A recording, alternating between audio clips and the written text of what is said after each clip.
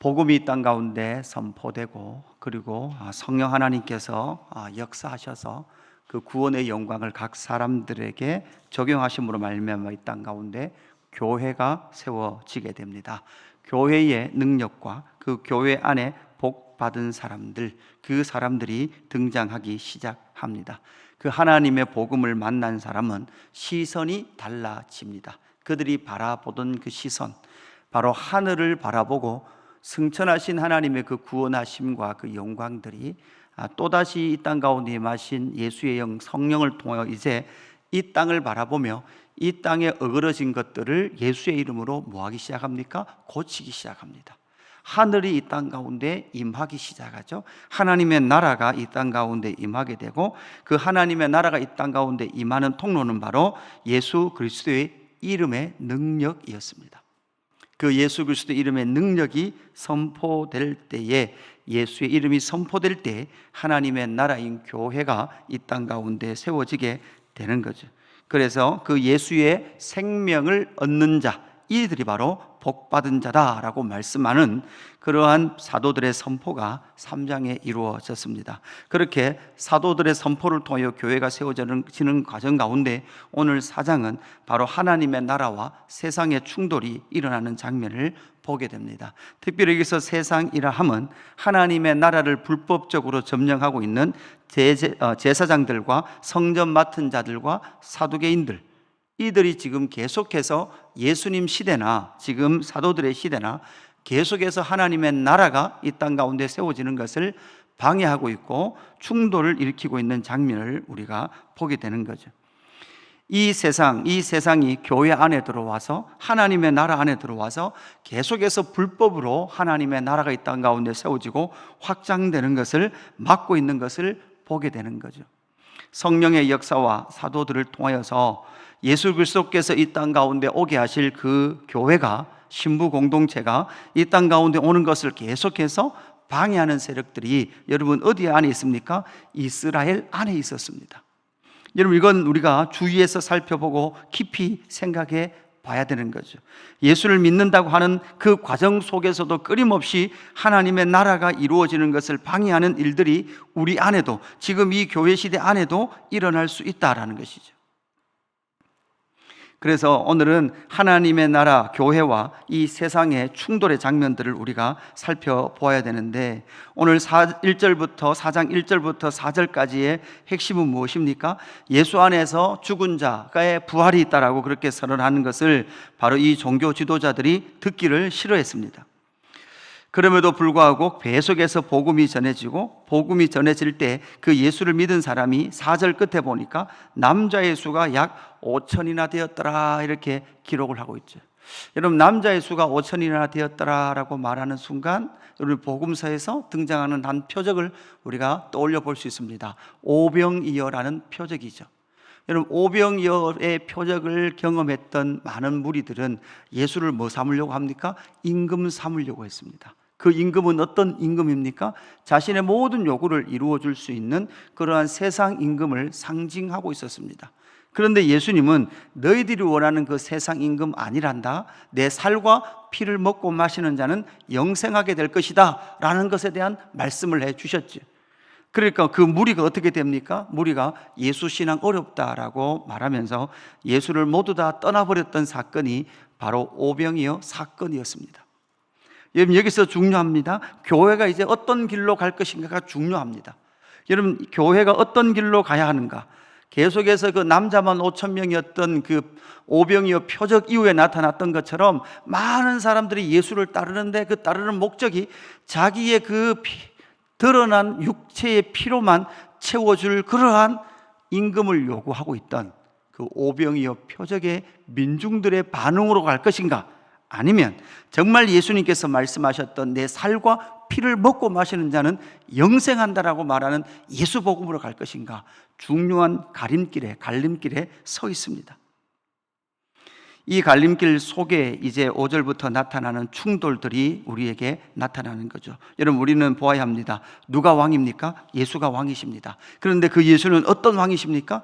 당신의 살과 피를 먹고 마시게 함을 통하여 하나님의 나라와 영생의 나라를 저와 여러분에게 주시는 생명의 이름인 줄로 믿습니다.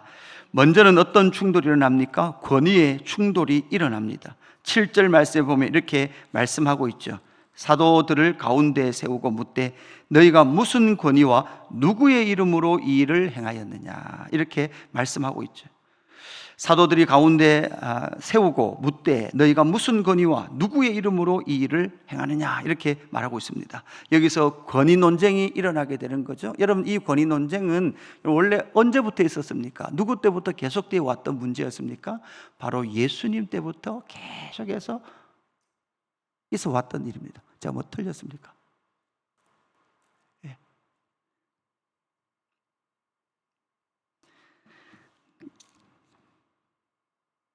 예, 제가 뭐 했죠 지금 방금? 권위 논쟁, 권위 논쟁이었습니다. 예수님 시대도 계속해서 권위 논쟁이 있었습니다. 이것처럼 지금 이 사도들이 지금 말하고 있는 이 내용 속에서 계속해서 권위 논쟁을 일으키고 있는 것이죠. 여러분, 지금 이 사도들은 누구의 권위를 가지고 이 일을 행하고 있습니까? 여러분, 5절에 보니까 이튿날 관리들과 장로들과 서기관들이 예루살렘에 모였는데 대제사장 안나스와 가야바와 요한과 알렉산더와 및 대제사장의 문중이 다 참여하여, 이렇게 기록을 하고 있는 거죠. 그러니까 문중들이 다 모여 있는 거죠. 모든 이스라엘의 불법으로 하나님의 나라를 찬탈하고 있었던, 바로 예수를 죽였던 그 세력들이 모두 다 모여서 지금 누구를 죽이려고 하고 누구를 멸하려고 하는가 하면 바로 이 사도들이 전하는 복음, 예수 그리스도의 이름을 전하지 못하도록 하고 있더라라는 것입니다. 그러나 이 사도들은 분명히 말을 하고 있습니다. 9절에 보니까 이렇게 말하죠. 만일 병자에게 착한 일에 대하여 이 사람이 어떻게 구원을 받았냐고 오늘 우리에게 질문한다면 너희와 모든 이스라엘 백성들은 알라. 너희가 십자가에 못 박고 하나님이 죽인 자 가운데서 살리신 나사렛 예수 그리스도의 이름으로 이 사람이 건강하게 되어 너희 앞에 섰느리라, 분명히 말씀하고 있습니다. 그래서 누구의 이름으로? 예수 그리스도의 이름으로. 여러분, 결국 우리는 누구의 권위로 살아갑니까? 누구의 이름으로, 능력으로 살아갑니까? 예수 그리스도의 이름의 권위로 살아가는 거죠. 그런데 그 예수 그리스도의 이름은 어떻게 되었습니까? 11절에 보니까 너희 건축자들의 버린 돌로서 집 모퉁이의 머릿돌이 되었느리라. 그러니까 종교 지도자들이 버렸던, 이 세상이 버렸던 그 예수의 이름으로 말미암아 바로 모든 권세와 권위를 가지고 있다라고 사도들은 선포하고 있는 거죠. 13절부터는 무엇을 말하고 있습니까? 말씀의 충돌이 일어나게 됩니다. 13절에 보면 베드로와 요한이 사실 담대히 절하는 것을 보고 이들이 원래 학문 없는 자였던 것을 그들이 생각했습니다. 그래서 그들이 진짜 담대하게 선포하는 것을 보면서 이상히 여겼습니다. 그렇게 될 때에 이 예수에 대한 말을 전하지 못하도록 17절에 보니까 이것이 민간에 더 퍼지지 못하게 그들을 위협하여 이후에는 이 이름으로 아무에게도 말하지 말게 하자 하고 이렇게 말하고 있죠. 그래서 이들을 위협하고 박해해서 더 이상 예수의 이름을 말하지 못하도록 그렇게 했다라는 거예요.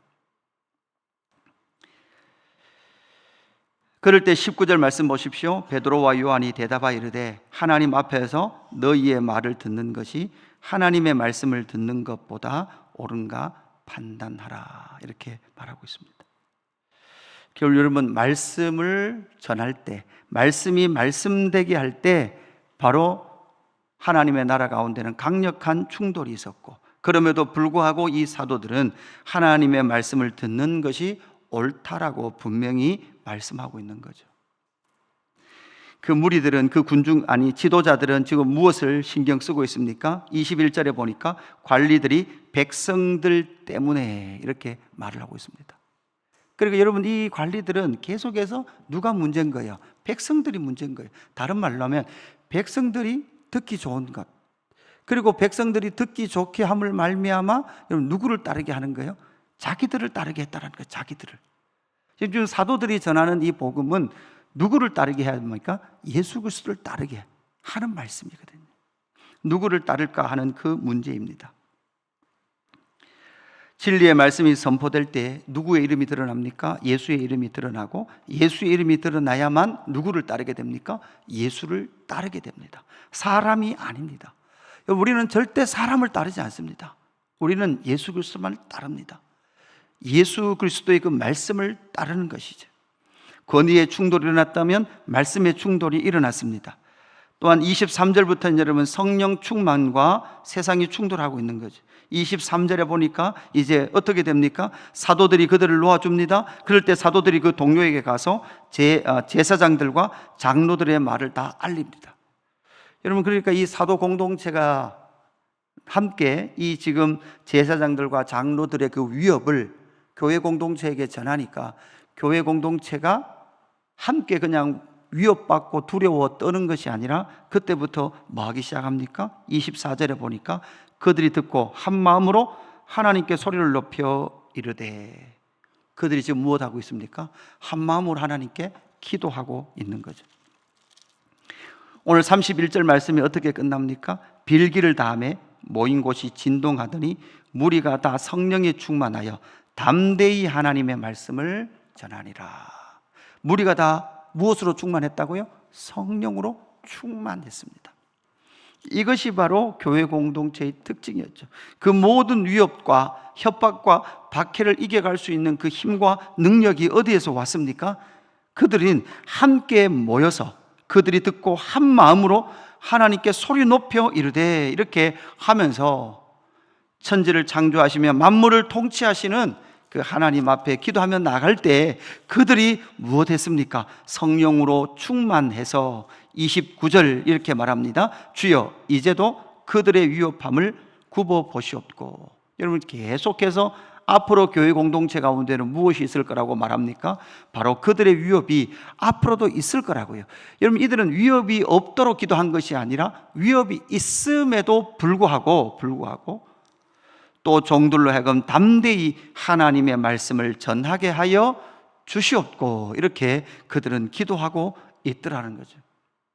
그렇게 기도할 때에 빌기를 다음에 모인 것이 진동하더니 무리가 다 성령이 충만하여 담대히 하나님의 말씀을 전하니라. 아멘.